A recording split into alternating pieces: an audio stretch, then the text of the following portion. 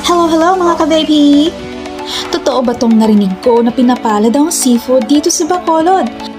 Tara dito sa Uncle Jer's Seafood Mukbang. Yes mga ka-V.I.P, totoo nga ang chismis and I got to try it out myself.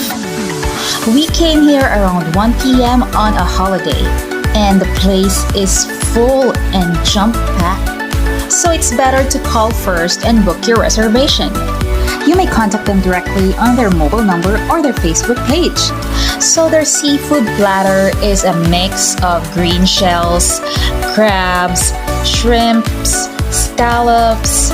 It is very well seasoned, very tasty. It's like a Cajun-style seafood boil, and it's mildly spicy. And this only costs $333 per head. It's a pretty good deal, right? 美味しい